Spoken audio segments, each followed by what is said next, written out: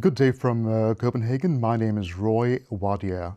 Thank you for joining us for the first press conference of 2023 on the ongoing COVID-19 pandemic in this part of the world. I will soon hand over to our regional director, Dr. Hans Kluge.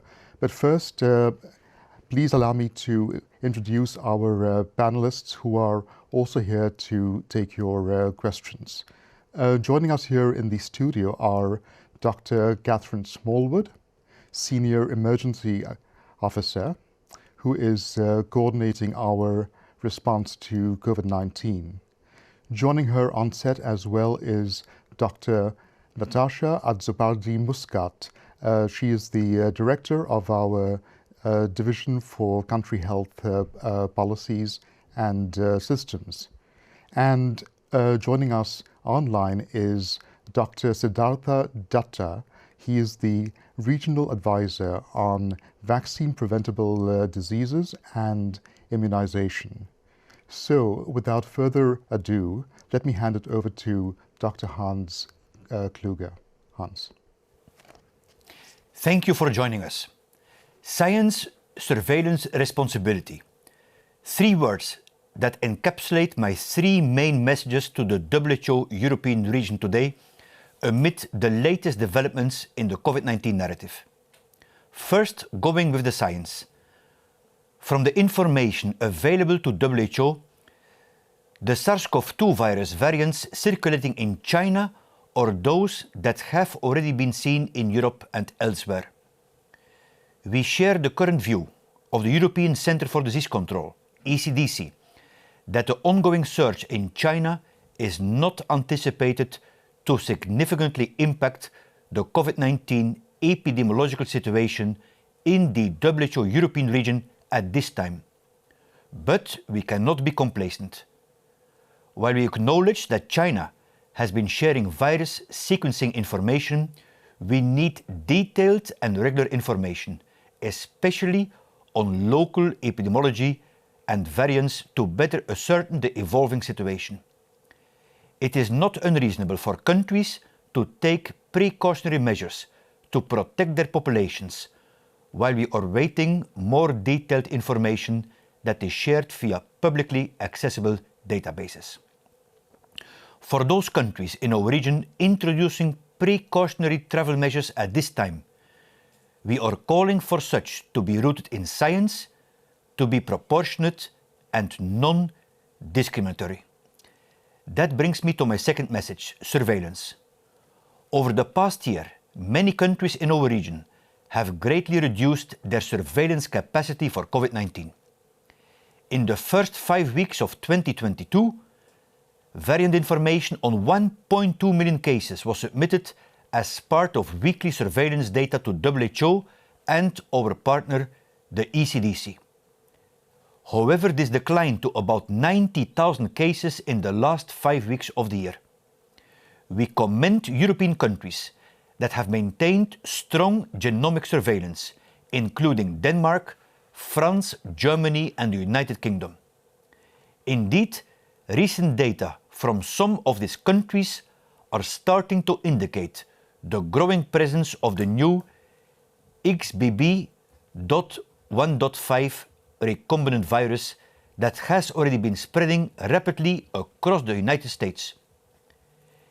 XBB.1.5 variant cases in our region are being picked up in small but growing numbers, and we are working to assess its potential impact.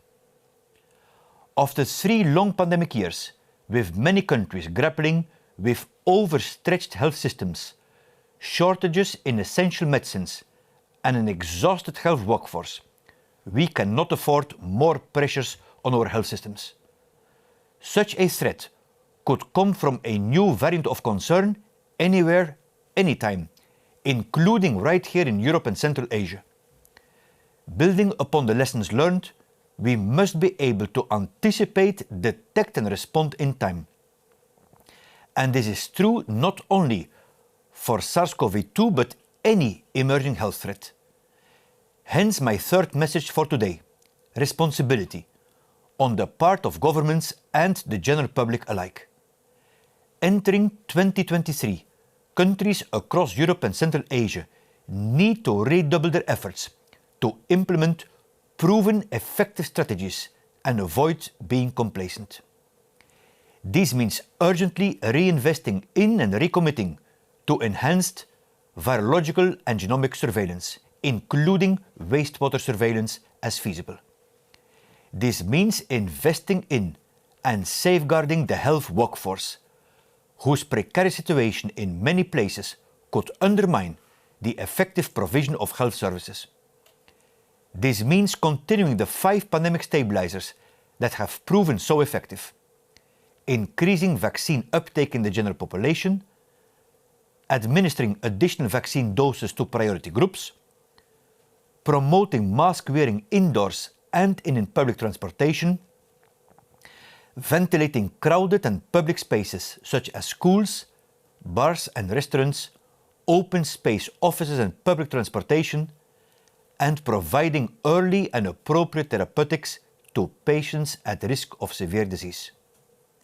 Further, as we have seen, these measures can also reduce the impact of other respiratory infections, in particular influenza, that our health services are struggling with at this time.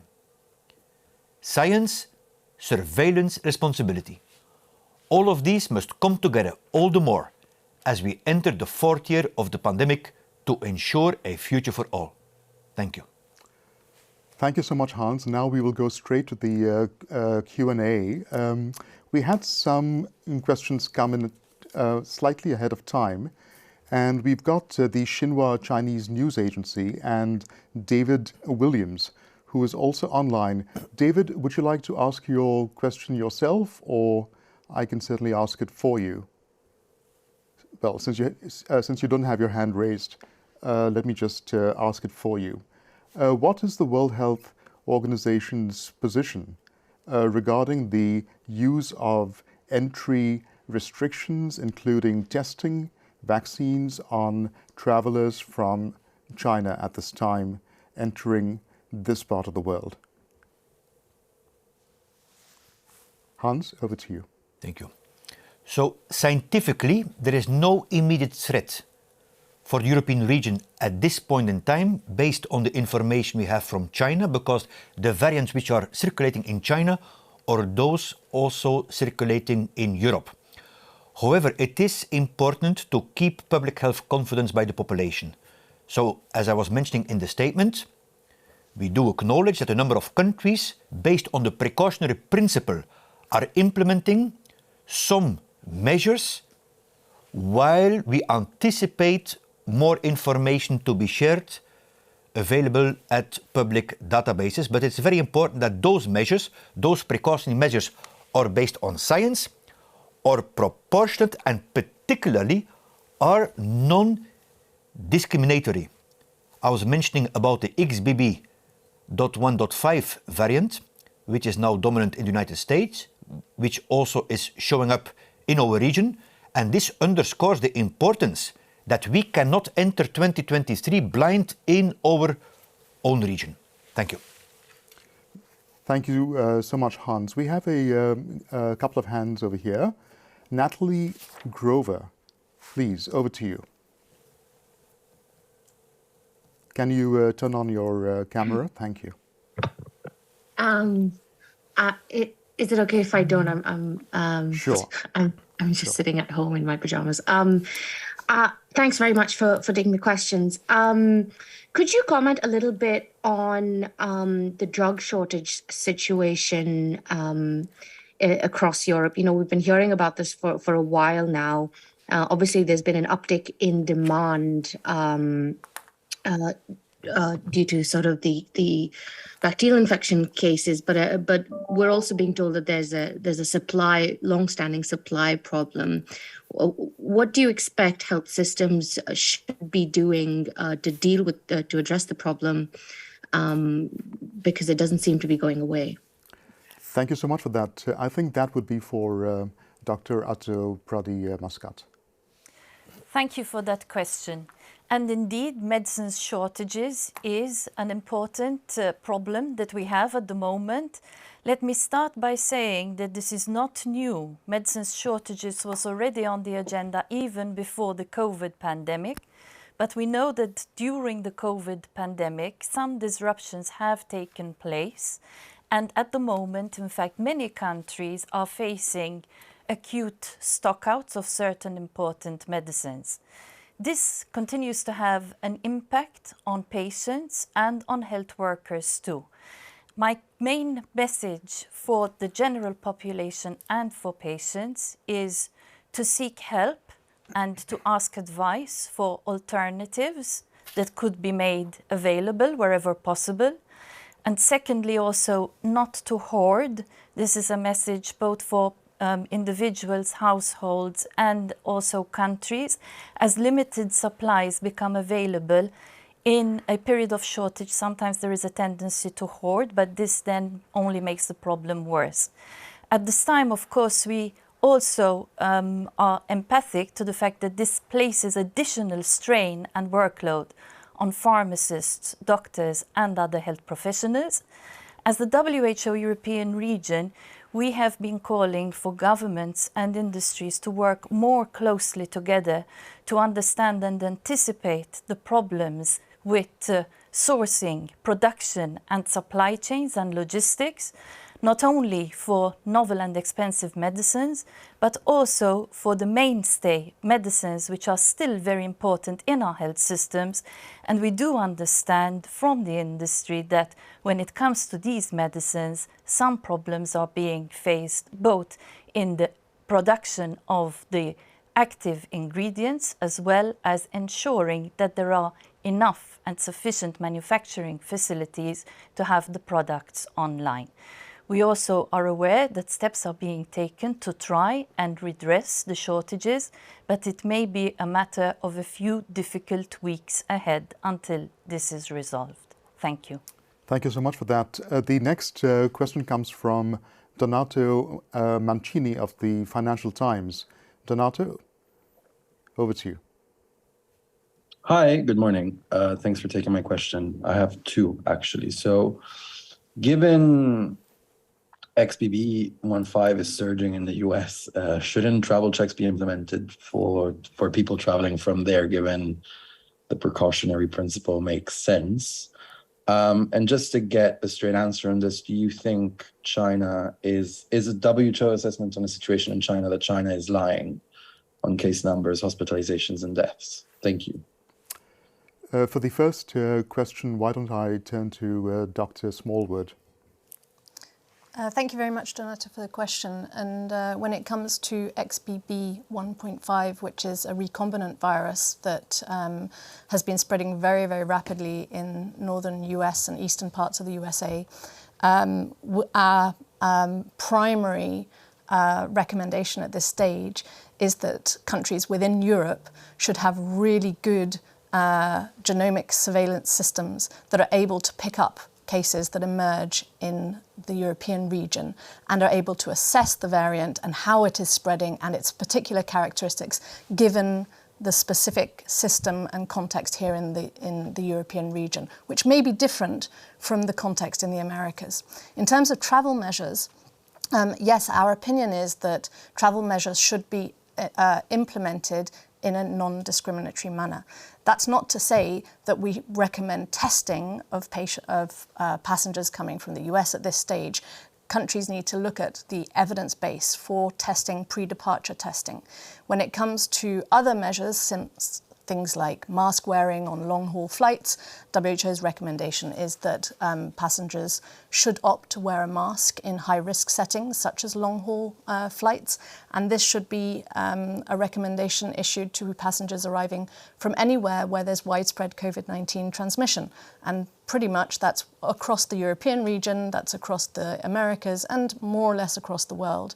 So we shouldn't be targeting any particular passengers by themselves. In addition to that, there's some other measures that many countries or groupings of countries have taken, such as looking at genomic surveillance specifically targeted at passengers arriving from other countries. That can be done, but it should not divert resources away from the domestic surveillance systems that are really looking at our populations here.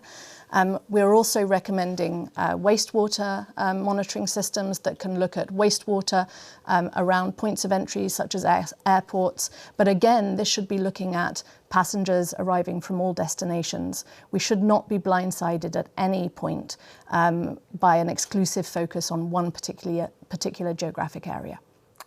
Thank you so much for that, Dr. Kluge, for the question on China specifically. Yes, there has been several interactions, continue to be several interactions at the three levels of the organization of WHO, the country office, the regional office of the West Pacific and WHO headquarters. Particularly, quite some information has been shared on the genomic sequencing. And as our Director General, Dr. Tedros, was calling upon continued and increasing information on hospitalizations, ICU admissions, streamlining of case definitions on mortality, we anticipate that more information is going to be shared, which then will further increase the confidence by the population in the region and measures to be adapted. Thank you so much for that. And we have a question now from Sarah Taisir Ben Sharif. Please, over to you. And which organization are you from? Thank you. I am Sarah Taisir Ben Sharif from Politico Europe in Brussels. My question is perhaps a bit of a semantic one, but I'm just wondering, as I understand it, XBB.1.5 is a recombinant of Omicron strains, but I'm just wondering at what point do you give it a new name? So it's a question about the nomenclature. Is XBB.1.5 sufficiently different that we can give it a new name? People in media have been calling it the Kraken variant, but I'm just wondering when will WHO give it its own, I guess, scientific official name? Thank you. I think and if so, what is it? Sure. Thank you. I think that's for Dr. Smallwood. Yeah, thank you very much, Sarah. We have at WHO in our emergencies program a technical advisory group on virus evolution that's looking precisely at these issues, not just for the XBB sublineages, but also for any new sublineages or variants of SARS-CoV-2 that are emerging and spreading. And at this particular time, they're looking very, very closely at the sublineage XBB 1.5 in order to determine whether or not this would represent a new variant of concern or continue to be designated as an Omicron variant of concern. We look at several things. One is the antigenic distance, or the distance, evolutionary distance away from other circulating variants and viruses. And second is the specific characteristics of that variant and of the virus. And for that, we need information both on the virology, but also on the epidemiology linked to the spread of this particular virus. And at this stage, we've seen it spread very quickly in the USA. We need to understand what basis that spread is linked to, whether it's a higher growth advantage due to transmission, to the binding to the human receptors, whether it's immune evasion, and all of these studies are ongoing at the moment. And we also need to pick up these characteristics in other settings where potentially the population immunological profiles might be different. And so for that reason, we need to reinforce our ability to pick up the cases here in Europe, where we know that it's already spreading at small numbers at the moment, but increasing.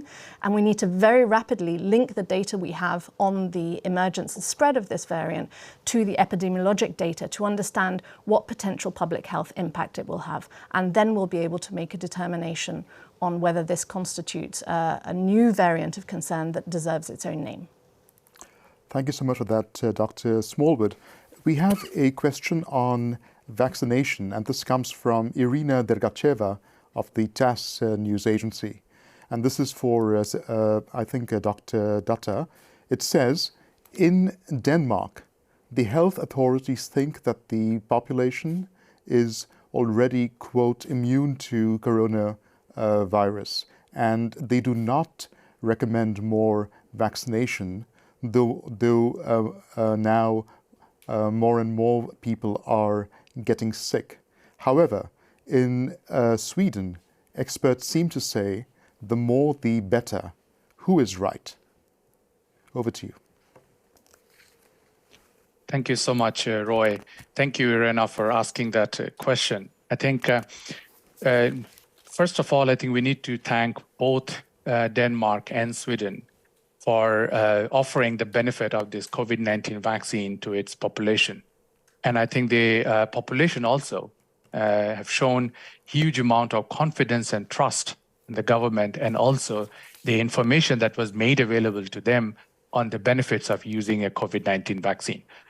Both of this trust, both from the government to offer the vaccine to its population and for the population's trust on the government's decision, is reflected on the high vaccination uptake, both for complete dose cities and now on to the first booster dose coverage that we have seen both in Denmark and as well as in Sweden. Having said that, any decision being made in a country on the number of doses, the vaccine to be used, are determined by the National Technical Advisory Group of experts who review the local epidemiological situation, which are the age groups that are being affected, and thereafter, they make the prioritization of the population groups in a country. And this, I think, is a standard process, which was also being used both in Denmark and Sweden. It's not a matter of who is correct and who is wrong. It's a matter of what is the local disease epidemiology in a country and the decision-making process.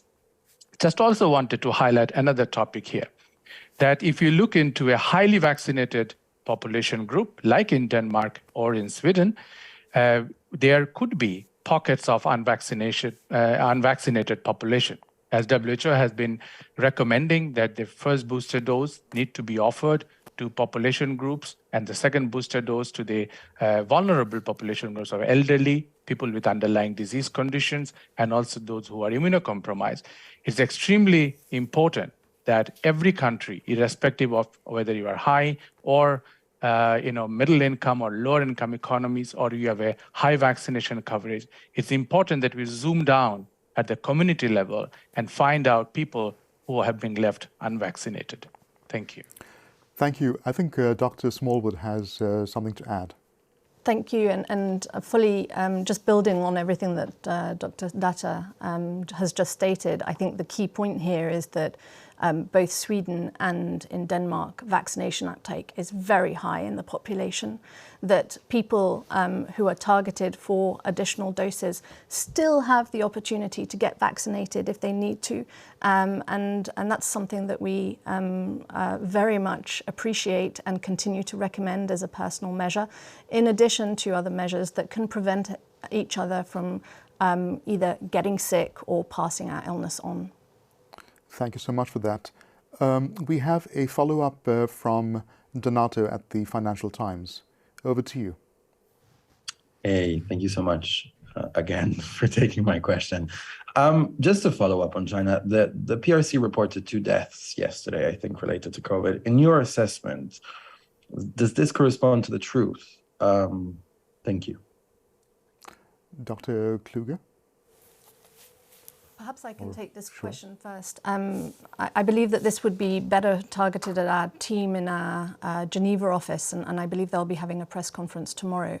But what I can comment on is that we are aware that the specific case definition for COVID-19 deaths that is used in China is very narrow, which means that they will be reporting against that case definition.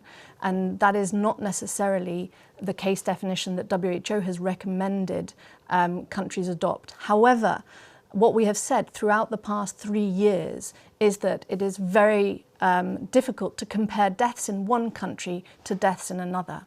And that's something that we continue to emphasize. And we need to look at other metrics to look at really the population impact of the transmission of COVID-19. That includes hospitalizations, that includes excess mortality, it includes other data on indirect consequences of COVID-19 on the health of the population. And so for that reason, and that's why we continue to call on more information and more complete information, in addition to the adoption of case definitions that have been put forward by WHO. Thank you for that, Dr. Smallwood. We have a question from Agence France-Presse, Camille. She asks, how vulnerable is Europe at this time against COVID? should masks and social distancing be broadly and strongly recommended? Dr. Smallwood. I could start on this, and perhaps some of my colleagues might want to add, but what I'd like to say that is that coming into 2023, the European region and the Central Asian region are in fact in an extremely good position. We have strong population protection, thanks in part due to waves of natural infection that have occurred, but in greater part due to excellent general uptake in vaccination.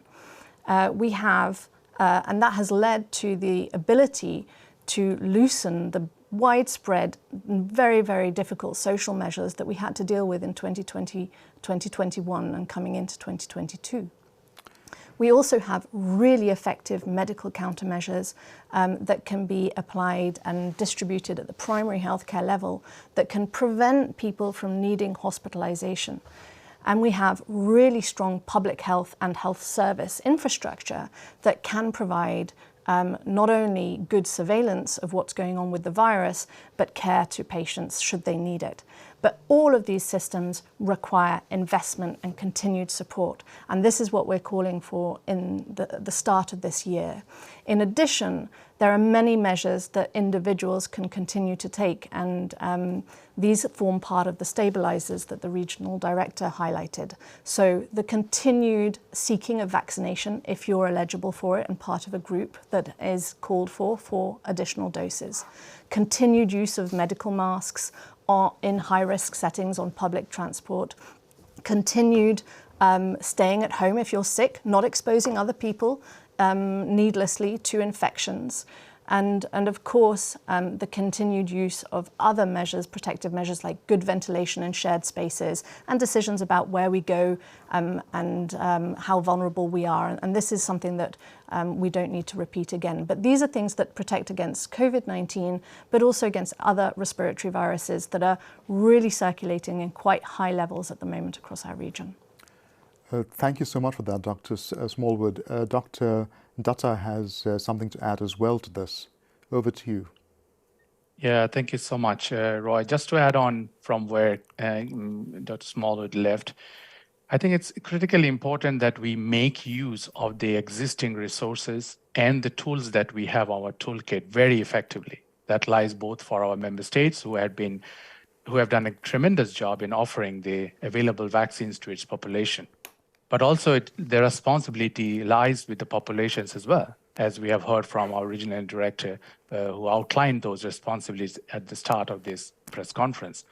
If we look into the vaccination coverage in our region, the vulnerability is very much glaring between the countries if you look into by income levels. When the vaccines are available in abundance, the COVID-19 vaccines, we are not talking about the situation what we have seen in early 2021. I think it lies on us that we reap the benefit of this vaccine so that the hospitals or the intensive care units in our region are not inundated again. This vaccine, yes, it is not designed to prevent infections, but we have seen reduction in transmission when the population uptake goes high. The benefit of the vaccine to prevent severe diseases and deaths have been demonstrated repeatedly by the real-time vaccine effectiveness studies that which have been published by several of our member states. So I think it lies on us now to ensure that we don't ourselves put the region in a vulnerability status just because we are not making use of the tools that we have on our hand.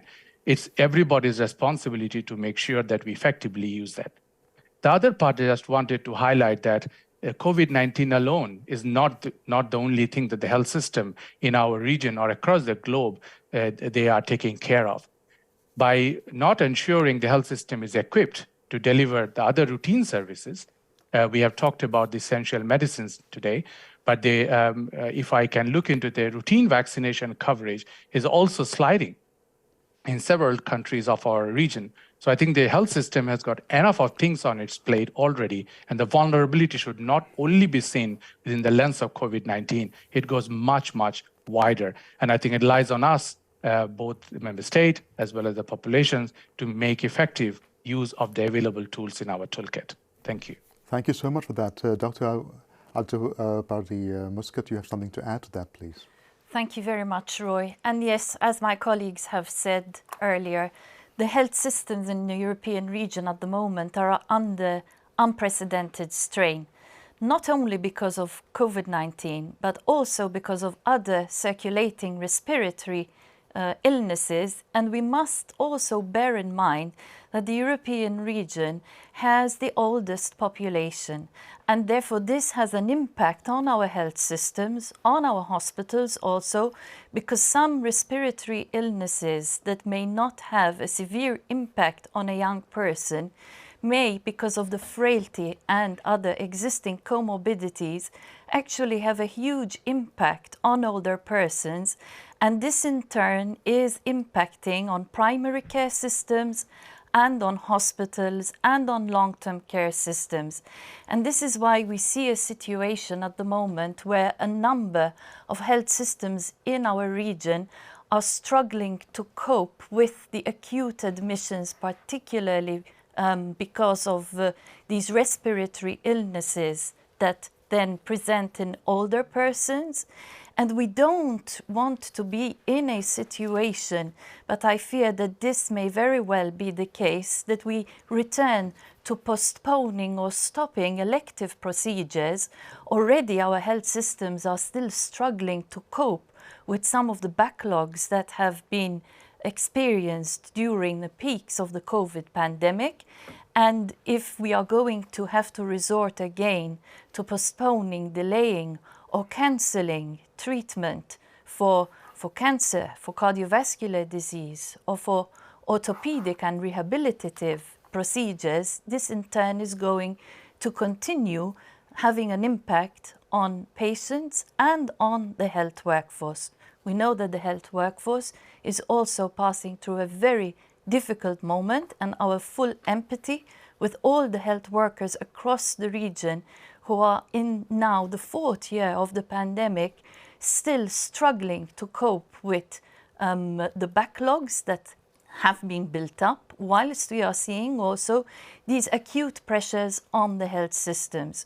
So my appeal is not to forget all that we have learned during the COVID pandemic about simple things like keeping sick children at home and not sending them to school, about the benefits perhaps of combining and complementing remote working where possible, and definitely where there are symptoms of respiratory illnesses, about protecting oneself in crowded places, public transports and other closed and confined spaces, and particularly about taking additional protective measures when visiting older persons and persons who have chronic and existent diseases.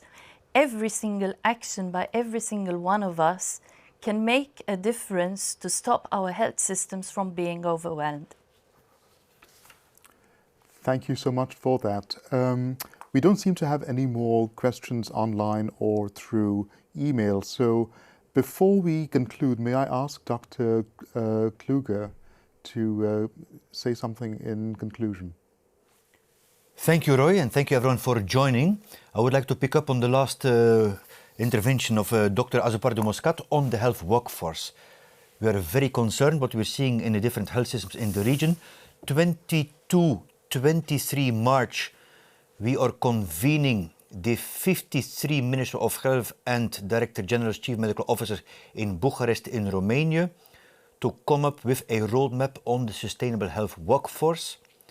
We need to continue to invest and to nurture very much our doctors, our nurses, the informal carers, because without them, the health systems will not be able to function. Already the WHO Office for Europe published a report on the status of health and care workforce in the region.